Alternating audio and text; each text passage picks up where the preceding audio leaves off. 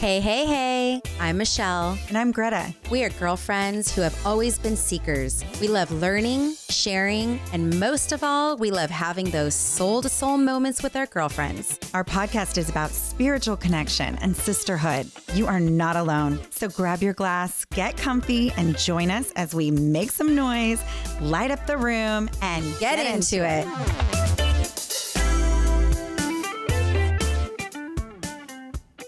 Our friends, our family, all the people that we have who are tuning in today, we are so excited to have this beautiful, powerful, amazing woman sitting in our studio. Her name is Jenée Johnson.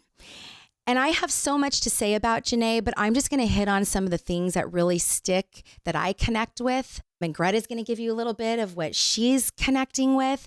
And then we're going to let Jenée we want you to feel her presence and feel who she is. So Jenée is a heart math certified trainer. And that really speaks to my heart because I am also involved with heart math and use it with a lot of clients. So the minute you said that, like, you got my attention. This is about breath work, and I'm not going to get into the details of that, but I do want to ask everybody to keep their feet on the ground if you're walking or even if you're sitting, and take a breath right now. I like to remind people to just inhale and exhale slowly, because as you digest this information, there's so much, and I think we can get in our heads a lot, but Jenée, I just feel this grounding feeling when I'm around you, and we got on a Zoom call before this, and I want our I know that's going to come through for our listeners. So anyway, with that said, Jenée is from New York, and I'm starting to hear a little bit of that accent as you came in today. She's got Caribbean and Southern roots, lives in Oakland. So again, my neighbor, because I grew up in San Lorenzo. We have an amazing mutual friend who's actually been on the podcast before. And the other thing I thought was so amazing, Jenée, is that you are trained as a licensed minister. So I know you're probably sitting there with like so many things that you want to say back to me right now. And Greta's going to say a little something too. But these are such big things that are speaking to me and in my heart. So Greta, you go. I am just blown away by this woman. Okay, I went on her website. I was looking at everything that you are involved in. You truly are the definition of a phenomenal woman. You really are. I mean, and when we tell you about some of the things she's involved in, I mean, you're going to feel so lazy. You're going to feel like, what am I doing with my life? Because I don't even know how you do it all. It's so much, and it's such meaningful, powerful work that you're involved with. One of the things I think is so freaking cool is you're bringing mindfulness into the public health system. You're pioneering that. And I mean, we have learned so much about mindfulness just in the last 10 years. I mean, it used to kind of be something you never really heard of. And is it woo-woo? We don't know. Now it is so crucial for mental health. And we're just so fortunate for people like you, pioneers like you, that are changing the healthcare system in such an important way. And you also have been featured in various publications, including Mindful Magazine, which we have right next to you. And you're a regular contributor, and you've been recognized as a leader and agent of change in mindfulness, in the mindfulness movement, I should say, the whole movement itself. And you are a curator and founder of the Right Within Experience, a mindfulness immersion program that reclaims humanity, joy, and well-being for people of African ancestry through mindfulness practices. And many, many more. This is just a small amount of the things that you're involved with and leading in. And one of the things you're here to really talk to us about today is joy. Yes. Which we're so excited to hear about that. Thank you, ladies. You're so lovely. And I am so happy to talk to you about joy. And thank you for that beautiful introduction. I do have a lot of things, my fingers in a lot of pies, if you will. And it really comes from the inside out. You mentioned my role as a minister. So that is foundational to what I do. I have a vibrant Christ-centered faith. I have a vital, spiritual, active relationship with God. And I think that is a force, if you will, and a power and a compass that guides me in the hard times and in the good times. And that's what I have discovered about joy. Joy is a spiritual fruit, actually.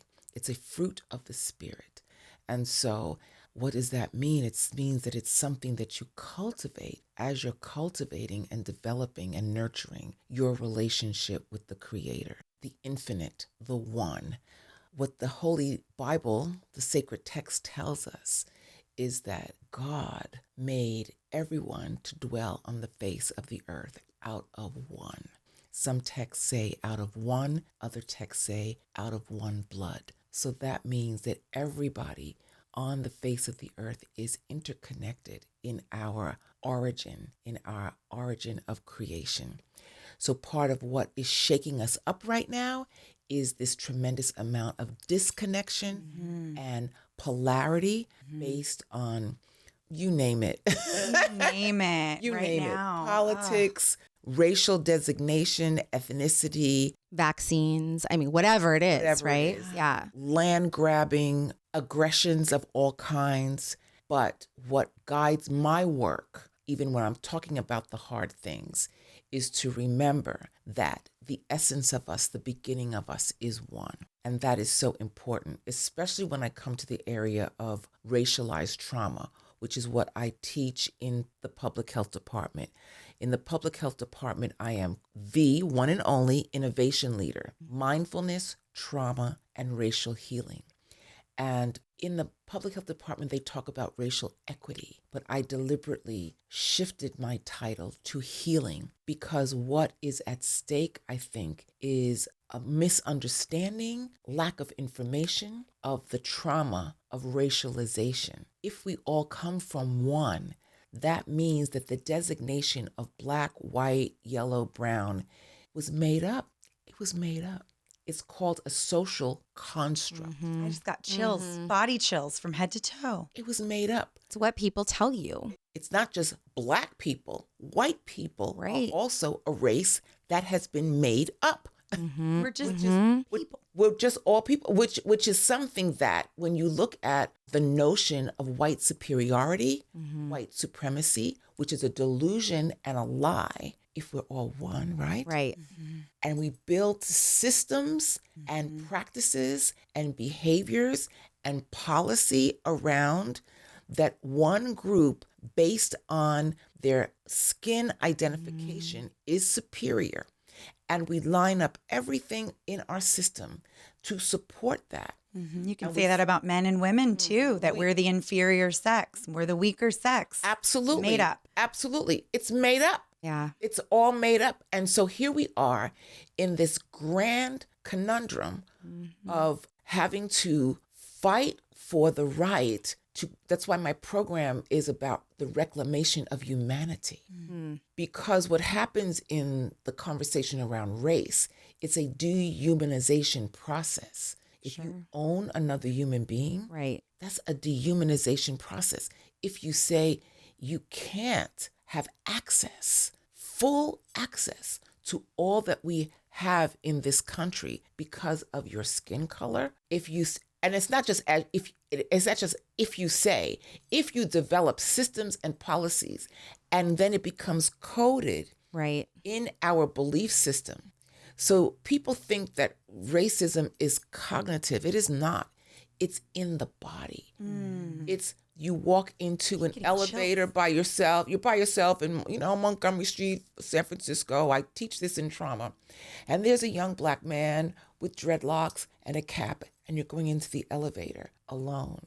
There's something that happens in your body, not even in your mind yet. That takes a minute. It starts in the body.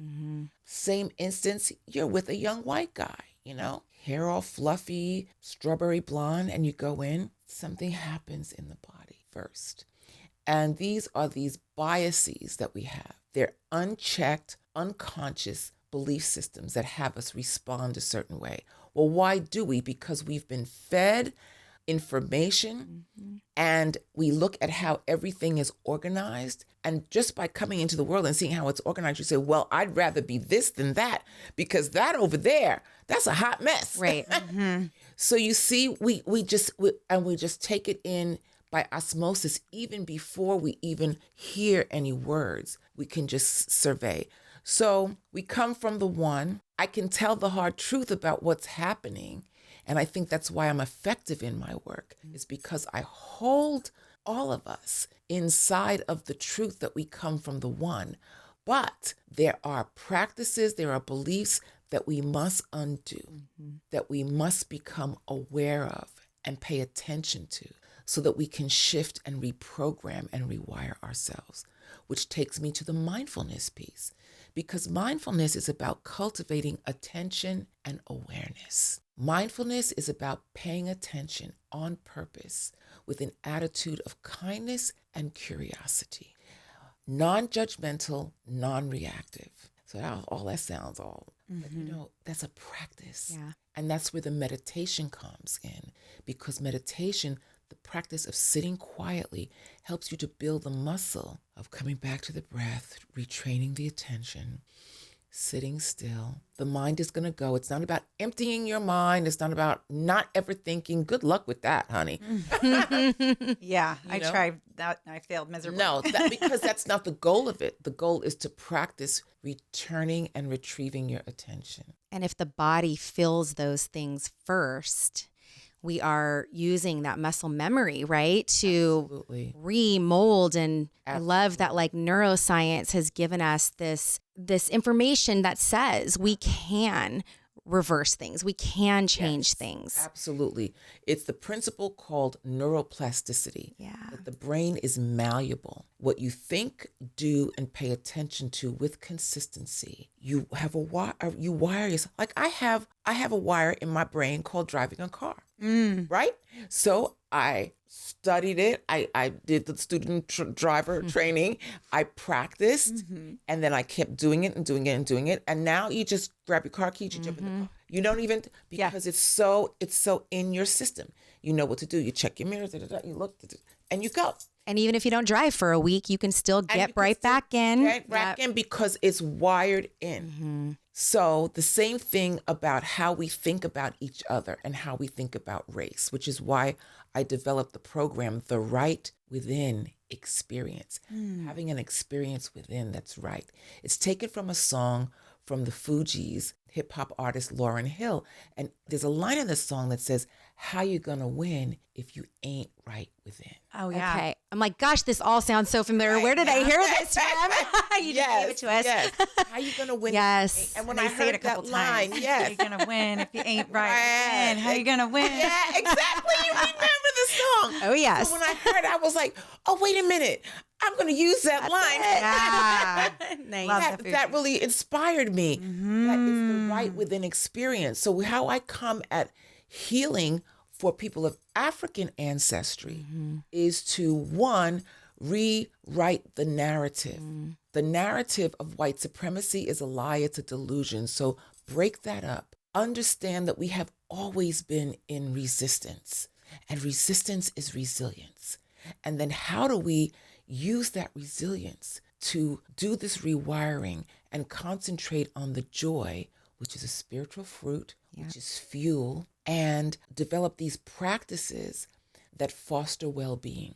And when I teach people of white ancestry, I teach it similarly, but just flipping the cards a little bit. Yep. Understanding that you came to this country, grabbed land, committed genocide, killed the people who were here.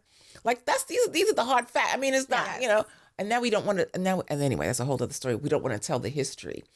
But in so doing, you lost something. You lost something.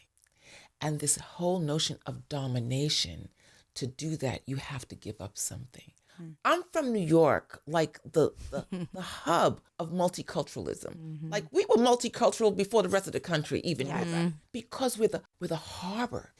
Statue of Liberty, Ellis Island. So I went to school with Italians, Jews, Polish, Russian, Filipinos, African Americans, Puerto Ricans, Cubans. I mean, this is they used to call it a melting pot of New York. But oftentimes what happens is people come, if you're a lighter skin, You come to this country and you drop your culture and become white. You understand what I'm saying? We have had a guest talk about that very thing. Right? She was from India, or is from India, and she said that was something she really had to struggle with. Yes. And get her culture back eventually. Your culture back. So that we would have people who come to this country who came from Greece, let's just say.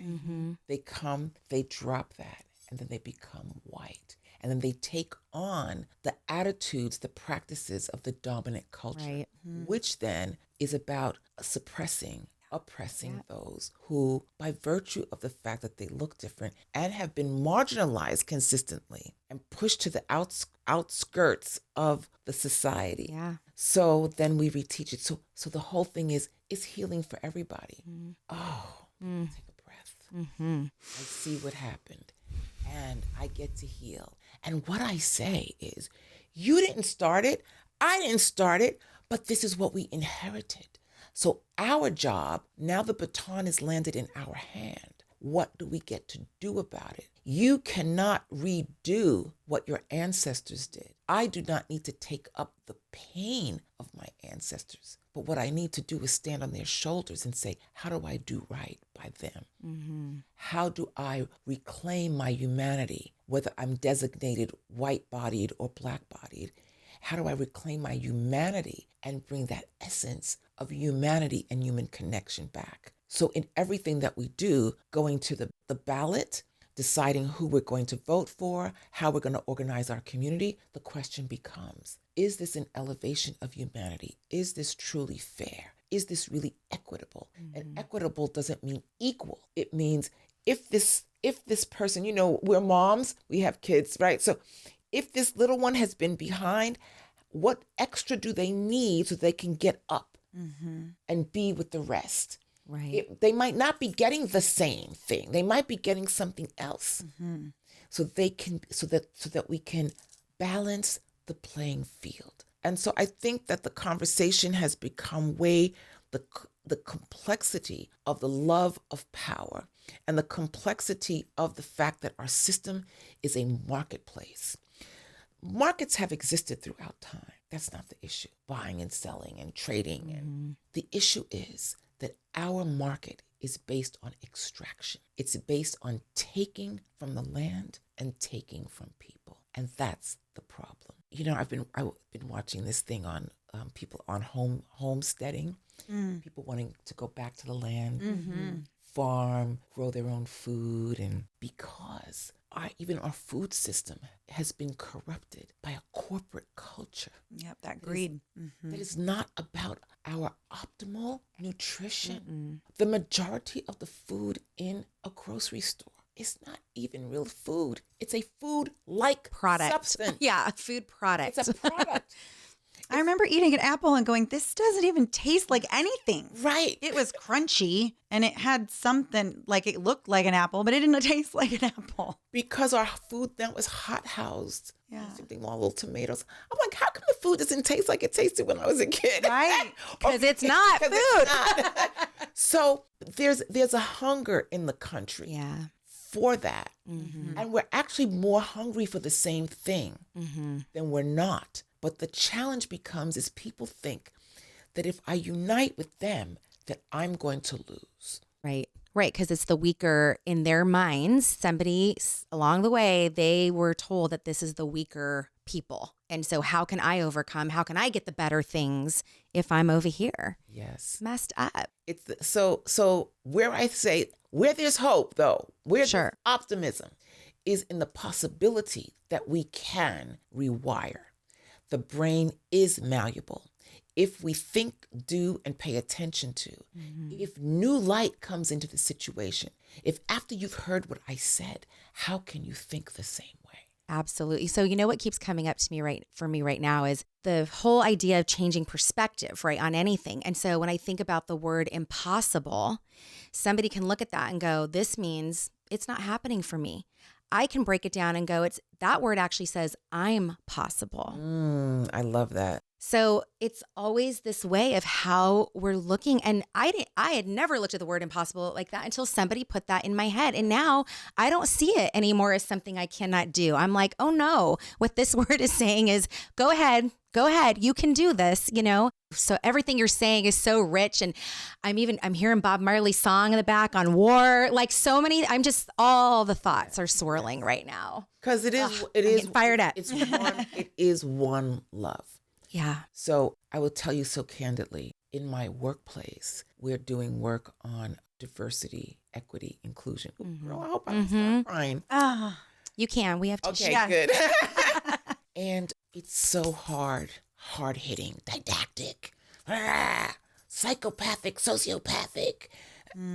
Like racism is neurotic. It's a neurosis. It's crazy. It is crazy. Well, it derived from hate. It's the opposite of love. Exactly. So. But the way I approach the work is I'm a call in. I did a healing program for the San Francisco Zen Center, and we called it A Time to Heal. It was for a predominantly white-bodied population. So for African Americans, I do The Right Within.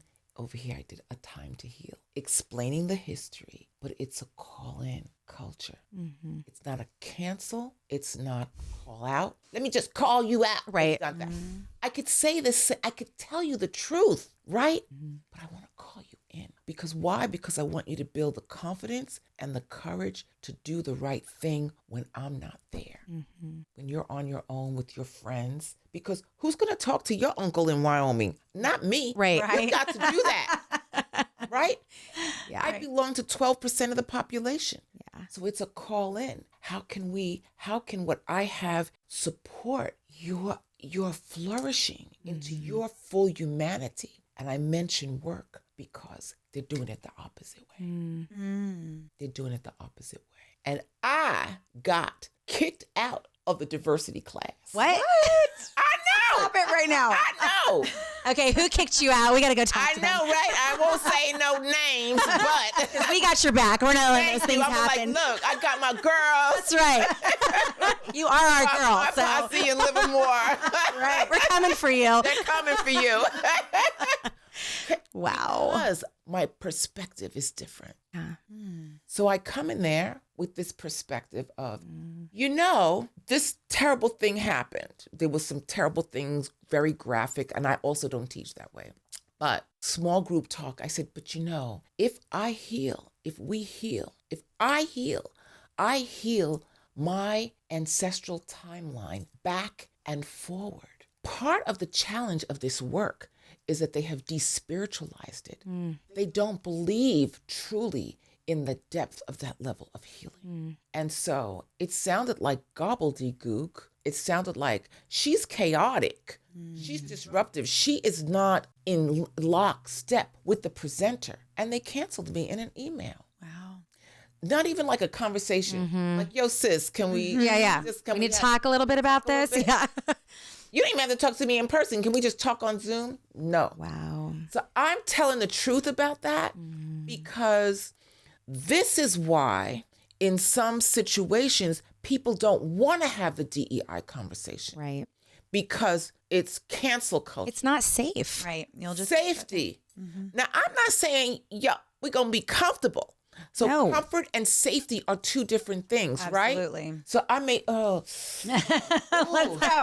yeah, Get into it. That feels, I don't like how that feels. Yeah. And what I hold space for in my work is I expand this space and I hold the space for you to squirm. But you know what? Because my compass is love, you safe with me, baby. Because no one's coming for you. No one is going to cancel you.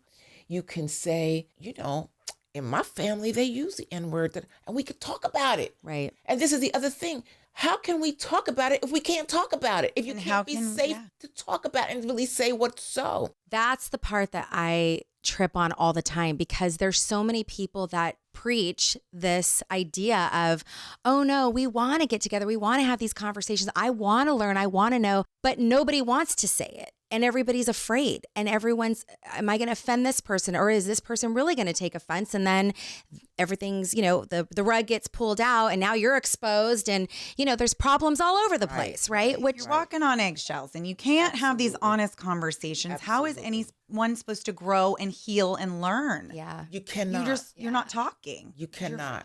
You cannot. But I also think there are people in the world that are not safe. And that's the part that is so hard, because like I'm an open person. I love having all the conversations, whether I agree or not, whether I don't understand or not.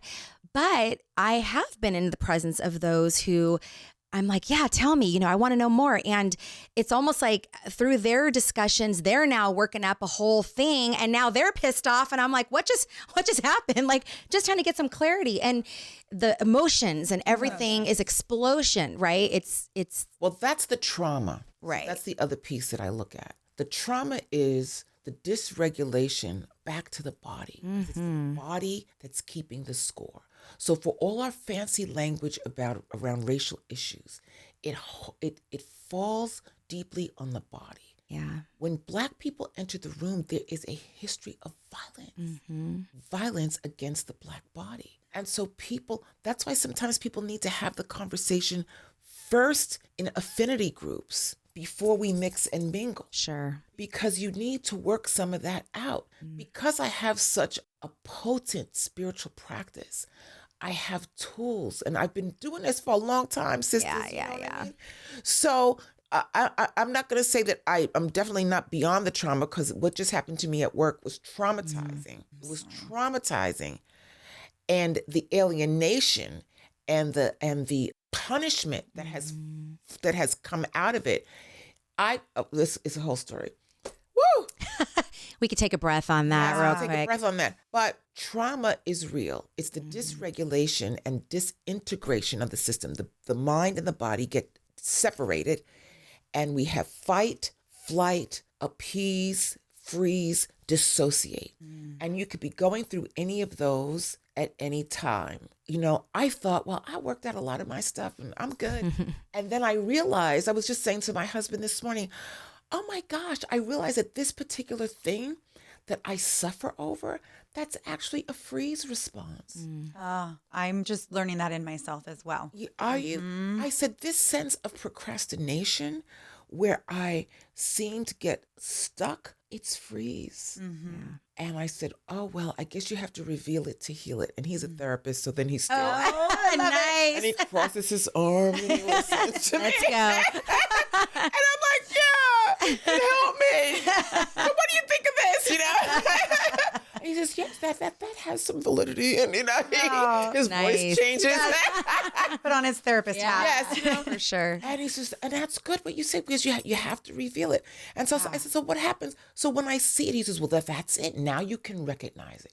And now you begin to build, you could say, oh, this has come. Oh, this is what this is. And then you begin to build opportunities to recover yourself. It's about recovery. Yes, that's what I'm learning too. And then having those tools and going back to them when you are stuck. Yes. So that then you can move forward again. Yes. Yeah. So I think that we have to deal with the trauma. And mindfulness, trauma-sensitive mindfulness, helps us to do that. It helps us to sit with ourselves. But then what mindfulness offers is two beautiful practices that I always bring into the room, is loving kindness, metta. I was just going to say meta. Metta, right? This Nice. infusion of positive energy, this infusion of blessing. May you be well, may you be at peace, may you live with ease, may you be safe. This infusion of that, you bring it to yourself, you wish it for others. And then self-compassion, compassion practices. This is the work of Dr. Kristen Neff. She's done a ton of science. There's science behind all of this, actually. But having compassion, to be able to say, I'm having a hard time right now. This is really rough. I wish that this would pass. I'm looking forward to it. I've overcome things before. Let me just slow it down. Get some tea. Take 2 steps back. And the slowing down is so important because we live in a world that is so fast. Modern life is on some kind of jet fuel. And modern life is always about expand, expand, expand, expand, expand. What are the metrics? Okay, we did this time. But that is not how nature even goes. There's an ebb and flow to nature. The tide comes in, it goes out. There's a dying and a rebirth. Dying and a rebirth. Hibernation, yes. Spring, rebirth Absolutely. of spring. Winter, we come in. Winter, well, California, look. I know. I had to learn this when I came to California. I was like, girl, it's February. Like in New York, it's February. You're going to stay in, but it's February. The sun is shining. I said, oh, I need to slow down. Yeah. I can't slow down. We get pissed when there's too much rain in February and we're like, Exactly. what? We're supposed to be out walking right now. Right. Californians are freaking out with all the rain we've been having lately. But we need the rain for the lushness and Correct. for our green for the earth to get soaked and really take in all that saturation of moisture. Because look what happens when it's not prepared for that. Exactly. We get, roadways that are falling apart. Exactly. And, so what you're saying right now is so powerful that it reminds me of a conversation Greta and I were having about, I did a run, like a Thanksgiving run or something like that. And I remember there was this little kid and he was complaining about his stomach. And the father continued to tell him that he needs to keep going. And the kid was like, I need to stop for a minute. And the dad's like, no, just keep on, basically suck it up and keep going. And I think so many of us have been told that in our lives where it has allowed us to disconnect from our own bodies. Absolutely. So having that awareness and that self-compassion, gosh, it's like this is such a revolution that's happening amongst people because even right now I'm thinking, oh, my jaw's getting a little tight, and to take a moment and go, I'm going to open my jaw. In the past, I would think, what's it going to look like if I'm on camera and I'm loosening my jaw? I'm going to look like what's wrong with Michelle? But it's like, this is what I need to do right now, So Absolutely. we've really moved away from, and we're telling our children at a very young age to disassociate. Absolutely. Perfectionism is one of the hallmarks of the dominant culture, and you can never reach it. So you're in constant pursuit of some place that you'll never arrive. And there's hallmarks to the dominant culture, and perfectionism is one of them. And so this whole thing of continuing to expand, not listening to the very vehicle that you will take through the 90 to hopefully 120 years. Yes. Right. That's what we're shooting for. That's what we're shooting for. The body is, I said it earlier, but the body tells you first before it comes to the brain. That's why heart math is so delicious, because the heart actually sends more messages to the brain than the brain to the heart. Wow. The heart is the valence center for the emotions. The heart, the variable rates of the heart, you could see where we're going with shh or even. The heart is taking a lot in. And that's why the breath in heart math, it's heart focused breathing, where you're breathing slow and deep through the chest or heart area. Slow and deep. Breathing evenly. It just makes you feel so much better. Yes. Breathe 5 in, exhale 5, or any rhythm, even rhythm that feels good to you. What that does is it quiets down the intensity of depleting emotion, because that's where we lose the energy in the emotional what you're talking about, the emotional outbursts. And it helps us shift and regain balance so that we can regain access to our prefrontal cortex. Heart math is intelligent energy management. Intelligence is clear-sightedness. So I could see clearly. I'm not sure what to do. Let me just breathe.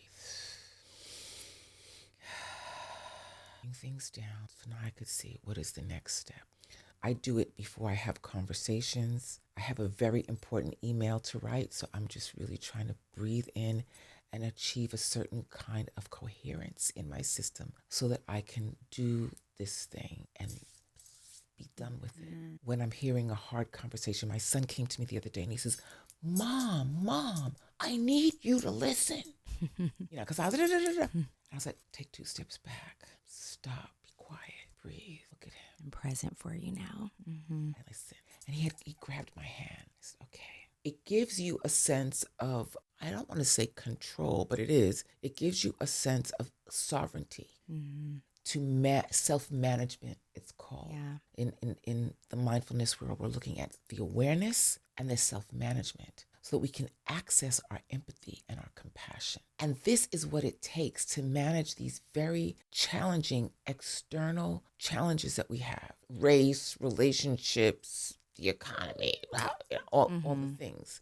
If we don't achieve a certain level of human competence, we go into these things really not prepared to forward solution, not prepared to forward connection. And that's what happens all the time. That's what I'm experiencing at work.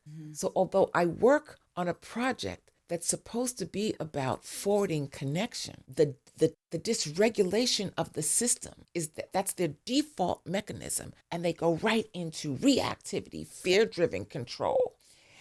And so I have to, and now I'm on board.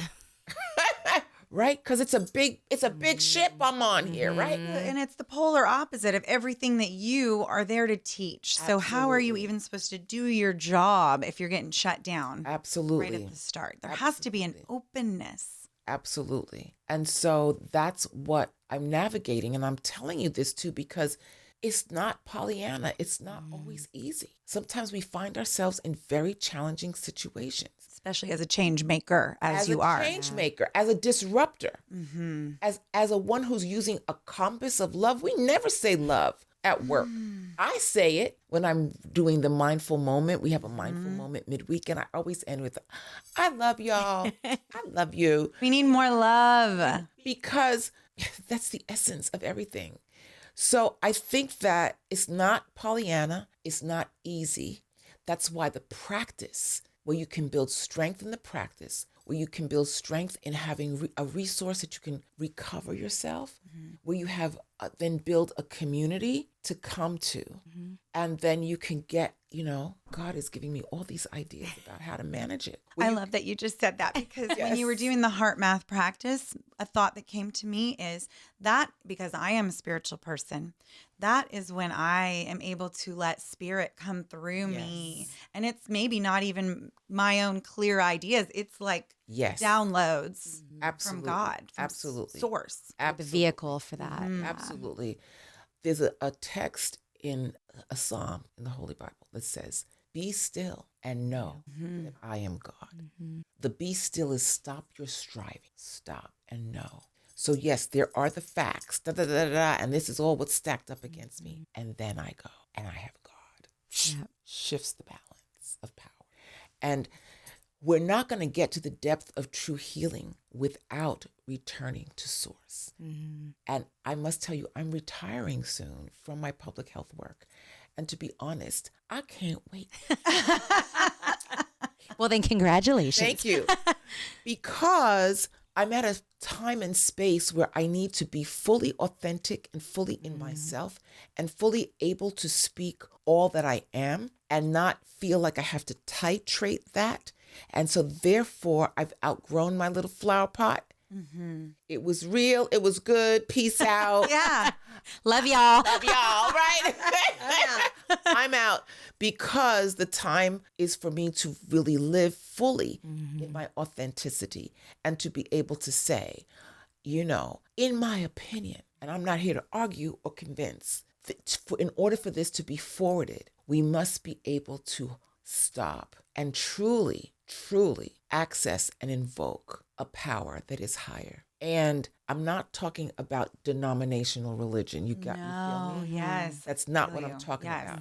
Because that's also a splintering and and limiting. Right.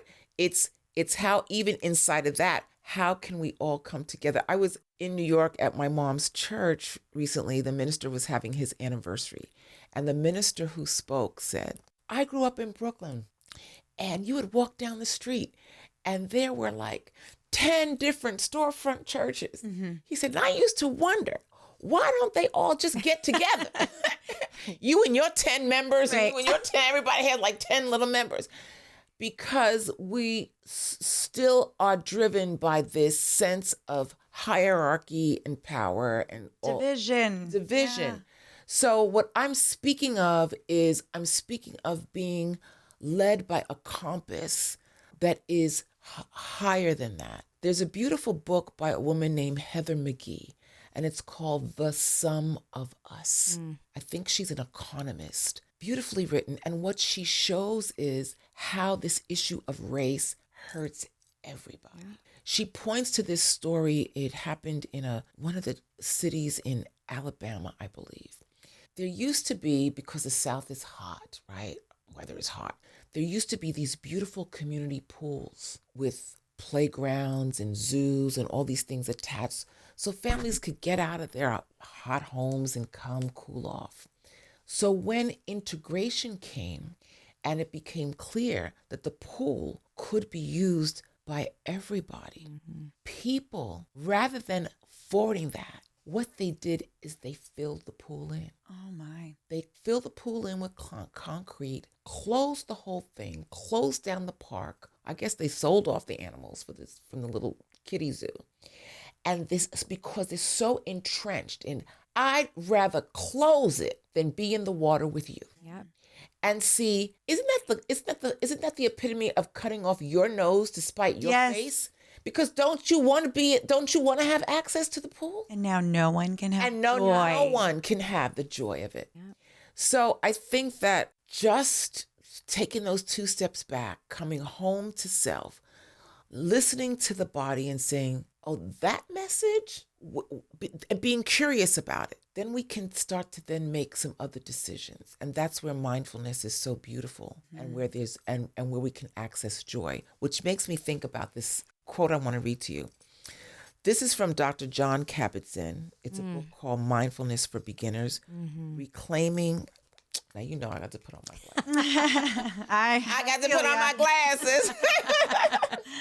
Reclaiming the present moment and your life. And I love this quote. Dr. John Kabat-Zinn brought mindfulness and meditation to the medical field to help people who are experiencing stress and pain and illness. And he brought it to the University of Massachusetts, and now it has spread like wildfire all over the country.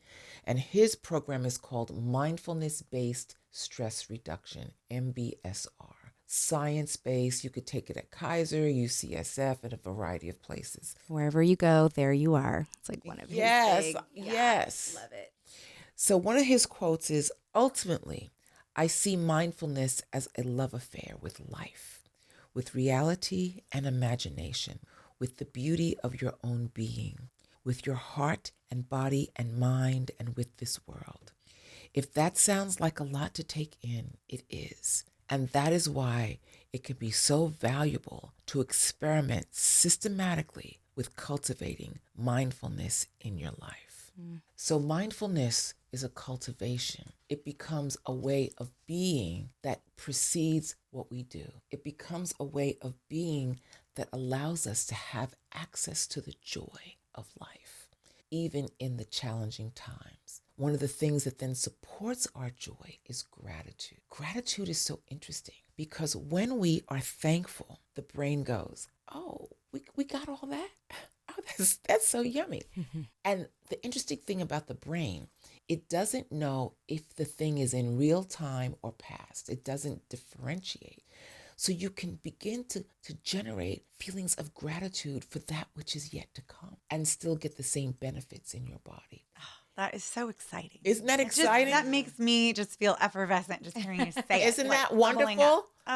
That means that what's being kicked off in the system, it's a chemical reaction that supports the immune system that's almost even better than getting a flu shot. That's how powerful gratitude is. And then we're in that space of gratitude, and that's taking us up, up, up on the emotional guidance scale. So now we're feeling joy. Now we're feeling passion. Now we're having, positive expectation. Now we're having love and freedom. And now, which gives us the energy that we need to solve these very difficult problems, to come at them with an attitude of possibility thinking, as opposed to, I am possible. I'm possible. Like, love that. There we go. So it's a regenerating emotion versus depleting emotions, right? Yeah. Absolutely. And joy and love are regenerative. There's times when you are going to go down. This whole thing at work for me took me, I was in the down. I've been in the down. Sisters, I've been in the down Oh. for months. Yeah, that was a rough experience you had to go through. And it's work. still not finished. And I'm like, I did not come to work for this, to cry. And what I've been working on and recognizing is that I can regenerate and recover and refresh and replenish and rest. And so the same way that the leaves fall off the trees and it goes in, and now we're seeing all the buds come out. And so I just keep that in mind. It is a cycle. And there are times when it shall be challenging. But even in the challenges, I always cite this song by Frankie Beverly and Mays. He says, joy and pain, sunshine and rain. Oh, yeah. Oh yeah, we know. So it's one coin and two sides. So I have to remember when I'm in the down, that's where I use my gratitude practice. I just write out my gratitudes in the morning. I journal, which is another great mindfulness practice. Yes, Just thanks journal for the with- reminder. I need to get mine back out again. Yes, pull your journal out. Do it with your coffee, your tea, or just sit outside for a minute, or over lunch, wherever you can fit it in. But the body likes consistency. So finding a time where you do it with consistency, because then the body will be like, aren't we journaling now? Yeah. Right. And here's something that was kind of cool. When I was doing it's been a few months, but I was doing it at night, like right before bed. I'd turn on Yes. my little light and sit down in the bed. And then my husband started, he wasn't journaling, but he was just thinking of things he was grateful for and doing like his own little version of Yes. meditation. And so I became like this, I inspired him. Absolutely. It's really beautiful. My husband and I have a practice. We have a gratitude practice.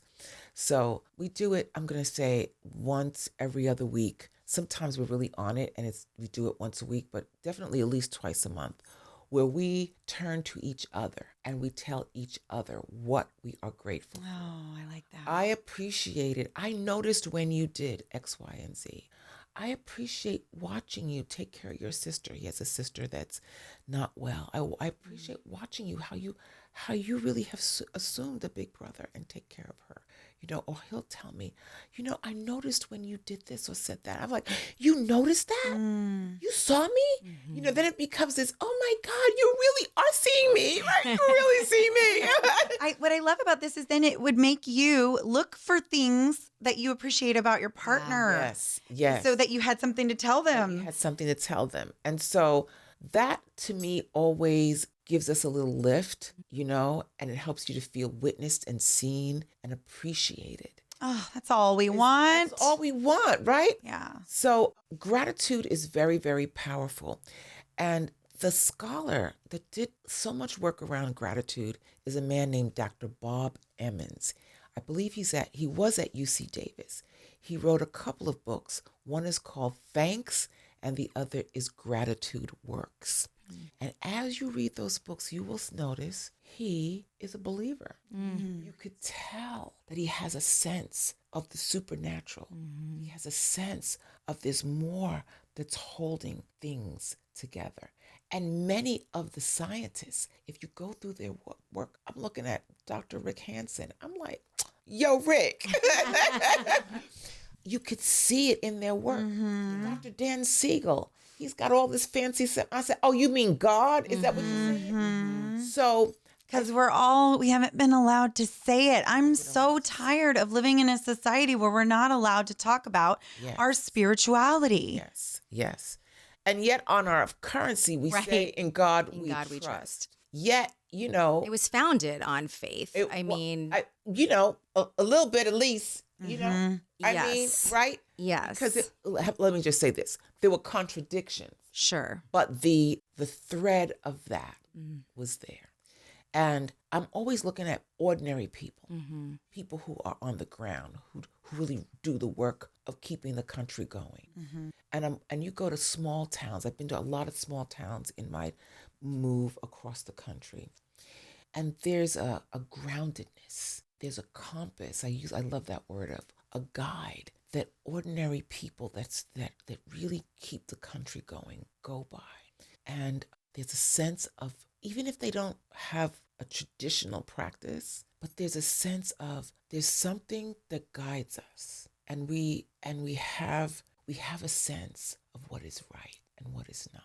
And people do go off the rails, Yeah. all of that. When you really look at, there's more people, I assert, that really want that want some grounding, that want a touchstone and be rooted, than there are those that don't. And if they don't, they're just out of touch from it. They've just gotten disconnected from it. Absolutely. My son was 2 years old, woke up one morning and said, "Mommy, we're just all here to love each other. That's it." And I felt like that was truly a message direct from God. But I mean, if you don't want to call it God, call it love energy, call it whatever you want, but it does exist. You can't deny it. Yes. I think what I'm concerned about, and I'm older than y'all. You wouldn't know it. Right. I am, girl. I am. What I'm concerned about is this. As we expand to include, which I'm for, but don't eclipse me. And when I say that, I mean, don't say, well, you're a part of the traditional, so therefore you're discounted. Right. There's a lot about me that is a part of the traditional. I'm heterosexual. I am married. I have a Christ-centered faith. Those are considered traditional, right? If you expand, if I make room for you, then it's room, but it's not for me to be pushed off the table. No. Right. You understand what I'm saying? I absolutely So that's why I just 100% have agree. to say God. Yeah. I say God. Yeah. Now you can say whatever you say. Amen. But for you to be offended Right. at how I hold myself, then we have a problem Right. because it's not against you. No. Right. It's my sovereignty, yes? Yeah. And I'm going to let you do you. Well, and each word also holds different vibrations. And so essentially, again, if we're removing words that people gave us to identify things and label things as whatever it is, that's where we start to get so divided again, where it's Yes. like, we're talking about energy. We're talking about a vibration. Energetic, absolutely. Why are we getting hung up? Absolutely. on Because the terms? sacred text tells us that God is spirit. It tells us God is love. In the definitions. Yes. I'm in a class right now, we're really, the Old Testament. Woo! And you're seeing these characteristics and qualities of God. The patience, the constant coming back to, the giving of many, many chances, the setting up, the provision. There are qualities. And what I'm interested in what I teach, is to turn our attention to those qualities. I'm going to start a course called Start Here. It's for people that are just interested to know, well, outside of my denomination, can you, from the inside out, share with me, what does the Bible say? Because I think a lot of people critique it, but they've never read it. Really. Yeah. Right. Y'all ain't read it. Yes. You never read it. So I've had years of study, easily 40 years of study. Wow. So, and my ordination happened recently. So it's just something that I want to offer. I have a teaching ministry. It's something that I want to offer. I don't have all the answers, but the key is so that a person can know, so that you can build your own relationship. So it's about fueling and nurturing of a true, vital, spiritual relationship with the one, with Source, with God. Wow. And if you know what the qualities and attributes and possibilities are, then you are less apt to think of this energetic as something that is weaponizing, punishing, mean.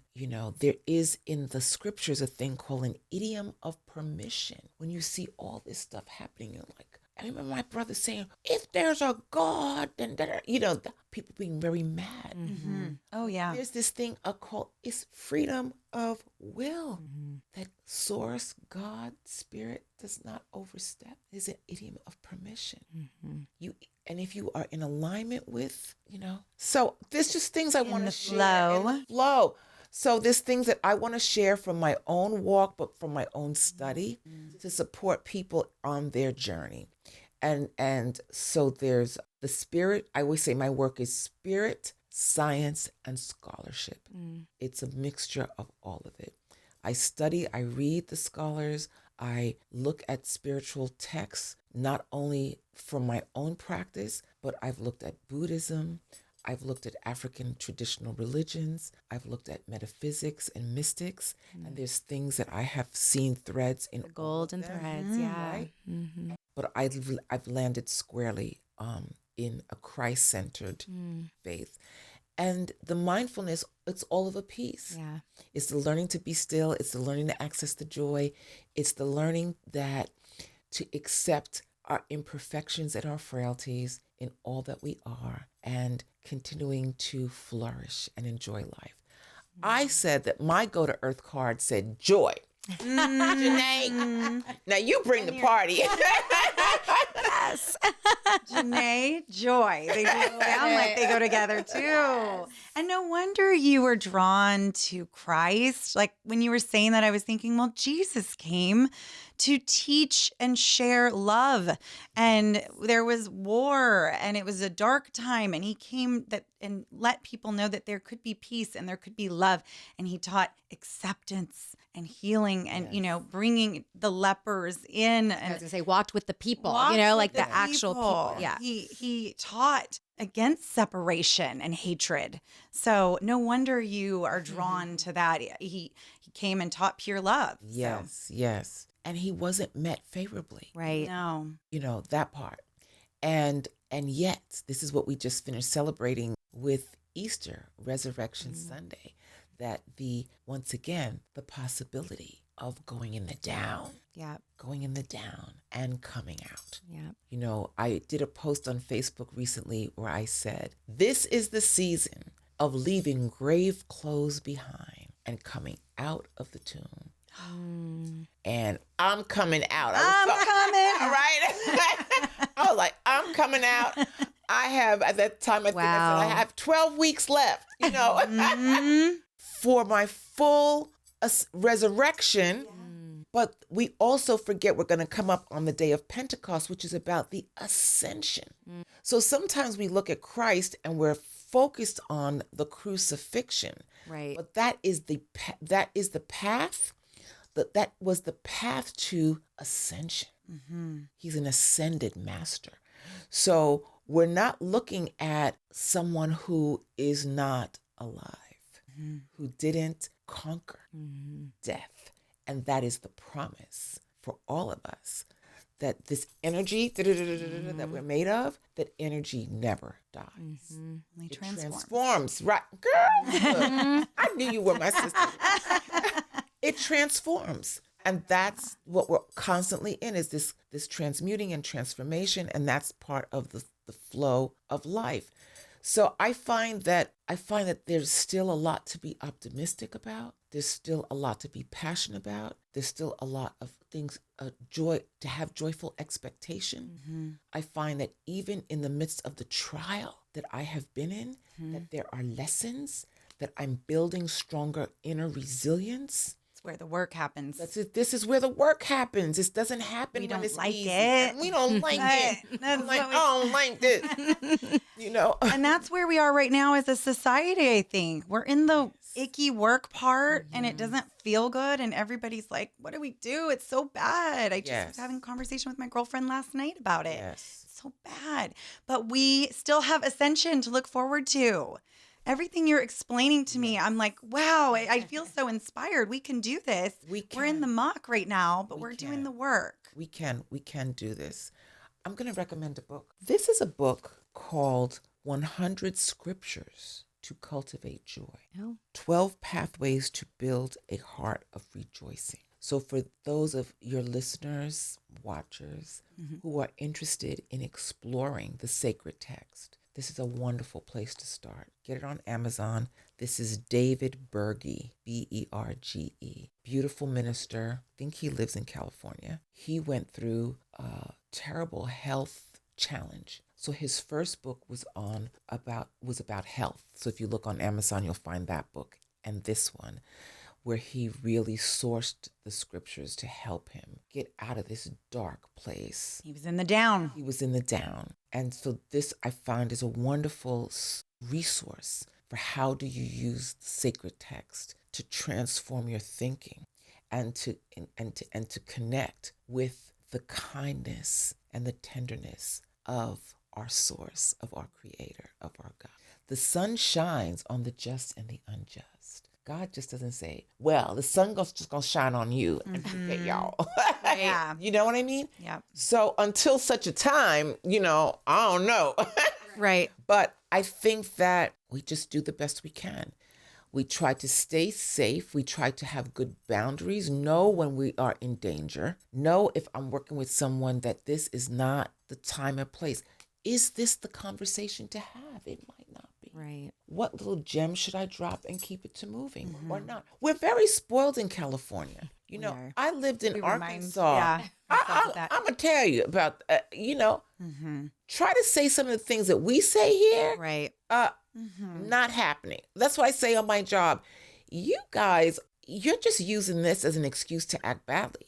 Because if you were in Alabama, Mississippi, Louisiana, they would run you out. This way of doing things.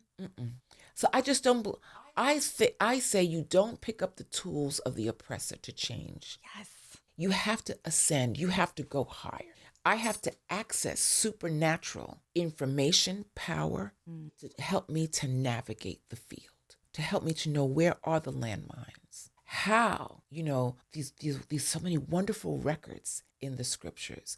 I'm thinking about Daniel, who got thrown into the lion's den because the key was not his spiritual practice. The key was that the other men who were all, high-ranking officials, they were jealous of him, jealous of his relationship to the king.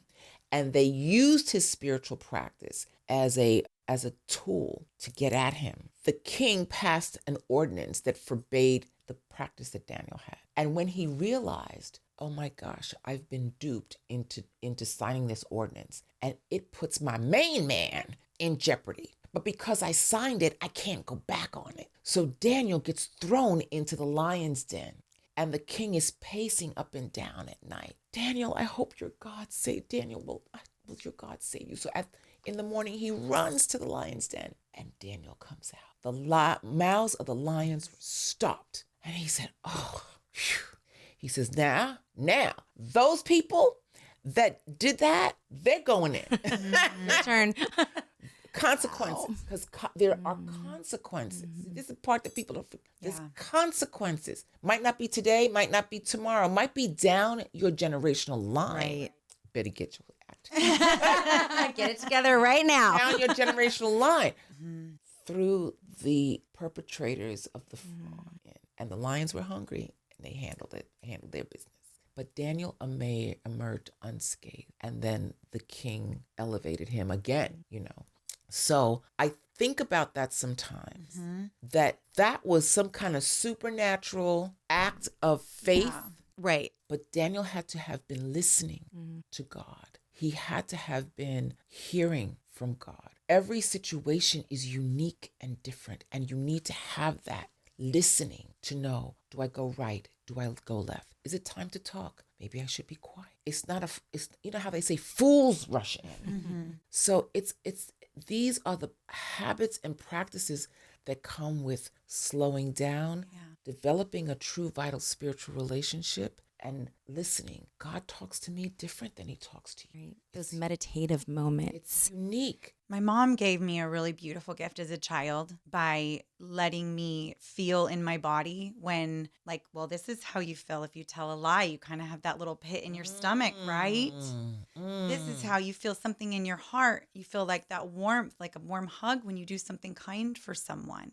And it really, I was very little learning this. So from a young age, I've just been able to now be in touch with my body. What a gift she gave I know. I'm like, that's Such beautiful, a Greta. beautiful gift that I still have today, and then I've taught to my children. So when you're saying that connectedness, Yes. it is so critical. And sometimes if you're faced with a tough decision, it is all about, how does this feel in my body? Yes. We have these bodies for a reason. It's not to dismiss them. As many people, the body is not sinful. The body is not a sin. And the body is not, there's a beautiful book called The Body is Not an Apology. So we have these bodies for a reason. We're earthen vessels. We're made out of the same material, if you will, as the dust of the ground, as the stars. I love that. Stardust. We're literally stardust. We're literally stardust. So that's going to be the opening of my book when I write about the Right Within experience. Oh, Like, yeah. what are we really talking about here? You know, and that's science, right? That's Yeah. science. Like we Factual. It's factual. We have these bodies for a reason, and they're not throwaway. And we want to tune them up and have the listening and have the care and have the stewardship of them so that we can enjoy life. There's a beautiful scripture that also says, God has given us all things richly to enjoy.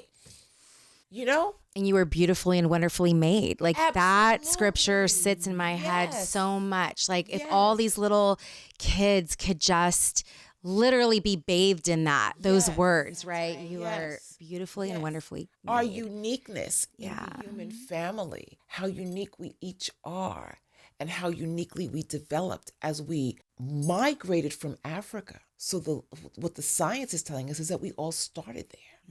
All of us. I remember I said that one time I was in the cleaners, you know, and this lady, she was just freaking out like, Oh my gosh. white lady. You know, she was like, oh my God, I cannot be from Africa. Yeah, baby, you are. Yes, honey. Yes, hunty. Yes, hunty. That's where it all started. The human beings migrated from Africa, populated East and West Asia, taking with them these embodied practices that later became what we know as Hinduism, Buddhism. Buddha didn't start Buddhism, by the way, but anyway, that's another story. And migrated up. If you look at I forgot what it's called, but you could look at the land masses and you could see how it all used to be one, and then something happened and that it broke off. Because if you look at it, you could see how the far Africa, It's like a and the puzzle. States, how it just fits together. So, Wow. because how they get across they migrated, and as you've got farther north, you got lighter because You didn't need the melanin. the weather, Right. You know, you went into caves and They were trying to get all that vitamin D absorbed as much as possible. That makes so much sense.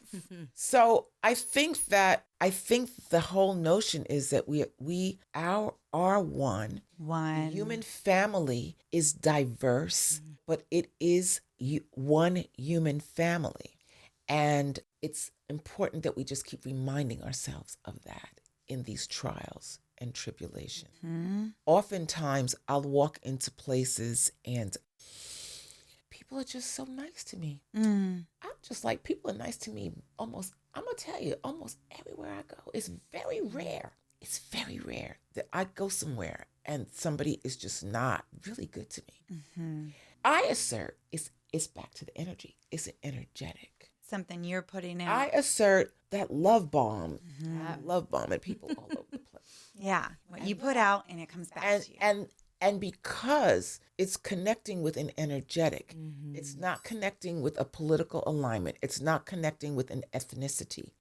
All the things that are meant to separate us. Not connecting with a racial designation. Right. It's connecting, it's a heart connection. That's another reason why I love heart math. They'll always say in heart math, send heart to this thing, send heart to that. I'm going to be speaking at a global coherence conference put on by the Heart Math group, and it's all about the heart and how can inside of these challenging times we stay connected to the heart. And so that's what I endeavor to do, is just send heart. Okay, Jenée, you know, I'm like everybody else. You know, I have biases. You know, I try to notice them. I try to be Noticing aware them. aware of them and go, come back. Yeah. Well, I think that's the gift you gave our listeners already today. Is just feel that feeling. If you get that feeling in the elevator, pay attention to that. And then that's where the change starts to happen. Yes, yes. So we want to be, you know, it's we're always walking a fine line of where am I really in danger Right. and where is this program? Conditioning, Yeah. programming. My Yeah. own. Yes. And walking that fine line. And you may not even know that you have that conditioning Absolutely, because it's so pervasive. It's everywhere. everywhere. It's like osmosis. You just take it in. Born into it. And Born into Yeah. it. I was in a store with my son when he was younger. He was 16, but he's tall. Like now he's 6'8". So 16, he was probably like 6'4" or something like that. And we walked into this lifestyle store and really all cute stuff. And he went to one wall and I went to another. And he's tall, African-American, and he had on what kids wear, a hoodie. Mm-hmm. And I watched the store owner go, and I was mortified because there was other people in the store too. And I said, hey, how you doing? I said, that's my son. And he goes, oh, okay. And then he Shift. And what upset me was not so much that moment, but I thought about what about all the moments when I'm not there to say, hey, that's my son. He's a good kid and he has money and we don't steal. Right. You know what I mean? Yeah. And I just thought, what is it like for him to have to walk through the world and have to be scanning for his safety? And how can I teach him to still cultivate a high vibration, a high frequency, a high love energetic, and still scan for safety? Right. Like you have to do both. So it's an interesting walk that we have. Yeah, that brought up so much for me in just that little instance. Like the fact that even thinking about, I'm going to be really raw and real with you right now about, I just went and was getting stuff for a garden for my friend and we both looked like homeless ladies. Like we were not dressed nice. We were, no makeup and hair was like not even brushed. We just looked really bad. And it made me think, I wonder, did you feel when you go out that I have to dress nice and put on my jewelry, put on my scarf so that I'm treated with respect? And then, not only that, but your son can't even just be a teenager and wear a hoodie without them thinking he's a thug. And it's like, but I can just show up and go buy stuff and looking like a homeless woman. And that never even crosses my mind that I need to like put myself together so that people will respect me and know that I'm not, coming to rob them. You're very insightful because that is a truth. Now, I like to dress up anyway because I'm a New Yorker and all that. I'm just like, I'm going to put some lip gloss on before, even if I have my baseball hat on. But I remember my mom, she said she had something to do. She grabbed my sister at the time, who was about 10, and they ran to the store to get something. And they were stopped at the door and taken to the back room because she was thrown together. And she just said, okay, baby, come with me to the store. I don't know where the rest of us were, but she took my sister.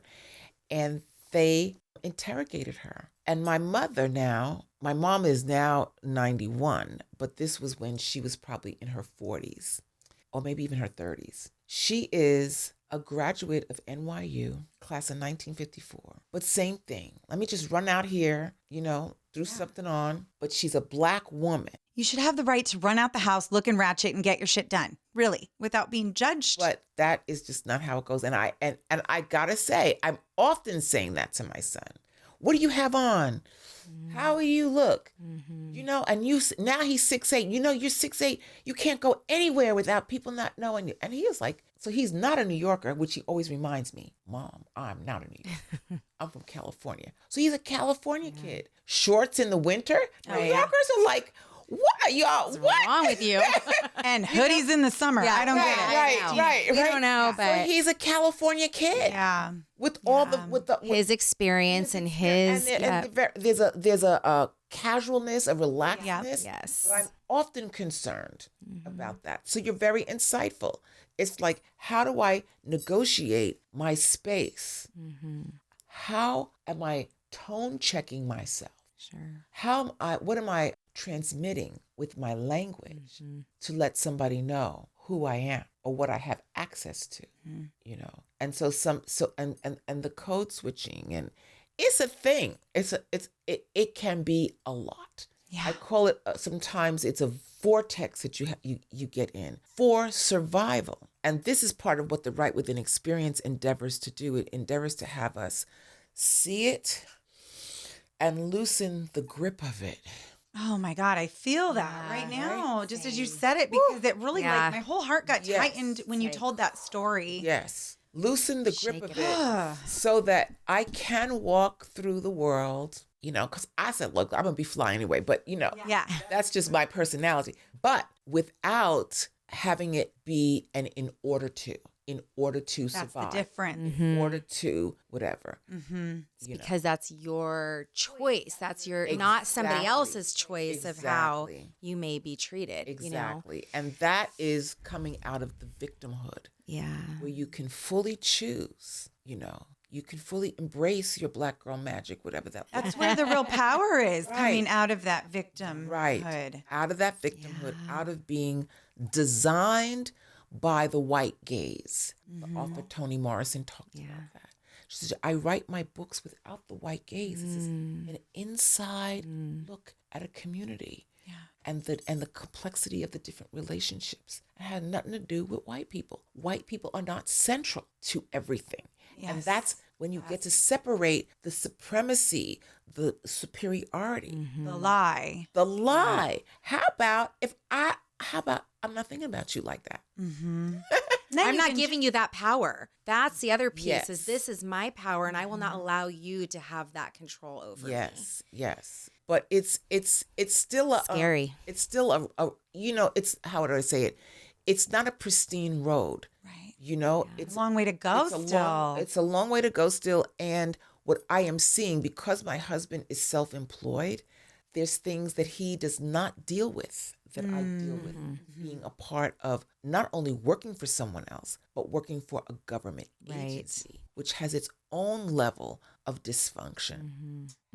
Praise the Lord. Hallelujah. Yeah. I'm out. But Yeah. finding where and how I can be sovereign and be truly myself is part of the journey. I think it's the greatest gift, the journey that we're all on. How can I truly be the person that I really came here to be? You really are such an example of someone who lets her true essence, her true light shine. Thank you. You really are. You're a perfect example of that. And I hope that when people listen to this podcast, they can find that, inner light in themselves, and whatever obstacles they have, they can get centered. Yes. And let that inner light shine, because that is truly what we're all here for. Absolutely. And you are just so poised, so Thank you. educated. And I think you deliver messages in a way that comes from such a pure Thank you. place that it can reach people. And we're just really blessed to have had you come on this podcast and share your message. We said of joy, but I feel like, man, we've covered so much. So much. I don't even know what we're going to call this episode because it is, you know what I feel at the end of it? Just, I feel love and I feel empowered. Thank you so much. It was my pleasure to be with you and to have this rich conversation and to just, I want people to take away the possibility, back to that beautiful word, of flourishing, of finding their heart's true heart center and that light that you talked about, and stoking that fire and flame, because it can get dimmed by external forces, by our conditioning. It's finding the things in your life and sometimes reorganizing your life so that you can keep that fire stoked, keep the love light burning. Oh, let your light burn. Shine. Let it burn. Yeah. Yes. Thank you so much. Thank you. Thank you for tuning in to today's episode. If you liked what you heard and we're your girls, Please share and add a review on iTunes so we can continue to grow our circle. You can also find us on Instagram and TikTok at That's My Girl Podcast.